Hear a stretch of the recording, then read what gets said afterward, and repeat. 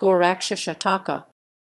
The Gorakṣaśataka is an early text on Hatha Yoga text from the 13th century, attributed to the sage Gorakṣa. It was the first to teach a technique for raising Kundalini called the stimulation of Sarasvati, along with elaborate pranayama, breath control. It was written for an audience of ascetics. Synopsis.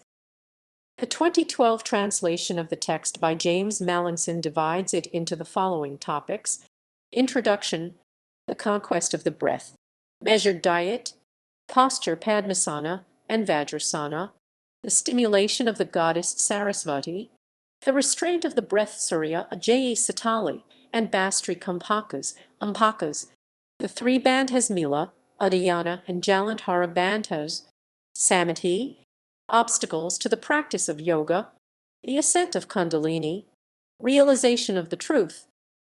Analysis. The title means 100 verses of the sage Gorakṣa, though it is unlikely that he was associated in any way with the text's composition. The Gorakṣaśataka is one of the first texts that teaches Hatha Yoga's physical methods, without using the name. The first verse states that the text is for ascetics who had renounced ordinary life to attain liberation. The text explains how to control the breath in pranayama, using novel techniques such as Surya Hidana, the piercing of the sun. It teaches Saktakalina stimulating Sarasvati along with the three bandhas. Stimulating Sarasvati is done by wrapping the tongue in a cloth and pulling on it, stimulating the goddess Kundalini, who is said to dwell at the other end of the central channel.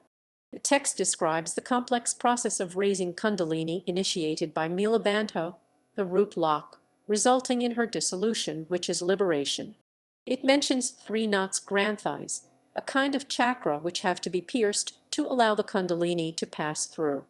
The three are the knots of Brahma at the base of the Sushumna channel, of Vishnu at the heart, and of Rudra between the eyebrows.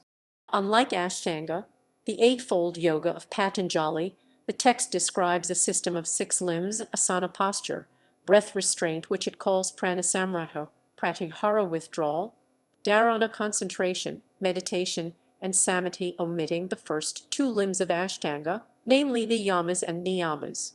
It recommends gradually increasing breath retention as the best way to samadhi. It does not mention mantras, nor does it mention the preservation of bindu, but merely says that liberation is achieved by controlling the mind through controlling the breath. Mallinson comments that the text is too terse to serve as a foundation for practice and could not have substituted for direct instruction by a guru, nor in his view would it have been used as a mnemonic. He had never met a yogi who worked in that way. Rather, Hatha Yoga texts lent authority to a school of thought and its yoga practices. Influence.